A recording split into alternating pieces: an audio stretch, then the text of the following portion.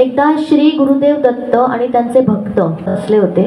दिगंबरा दिगंबरा श्रीपाद वल्लभ दिगंबरा असा जप चालू होता. एक भक्त गुरुदेव दत्तांना म्हणाला, आपण त्रिकालज्ञानी ब्रह्मा विष्णू महेश या त्रिदेवांचे आपण अवतार आहात, तरी आमच्या भक्तांवर संकट काय येतात हो? तर दत्त महाराजांनी उत्तर दिलं, मी त्रिदेवांचं रूप असलो तरी विघ्नहर्ता हा गणेशच आहे, त्यामुळे तुम्हालाच त्याला पहिलं आठवावं लागेल. त्यावेळी श्री गणेश तिथे आले आणि त्यांनी दत्त महाराजांना नमस्कार केला. दत्त महाराज म्हणाले, तू माझा अग्रपूज्य पुत्र आहेस. जेव्हा भक्त मला आठवतील तेव्हा त्यांना तुझी आठवण आपोआप आली पाहिजे. म्हणजे जेव्हा भक्त दिगंबरा दिगंबरा म्हणतील तेव्हा तू त्याची विघ्ने दूर करावीस.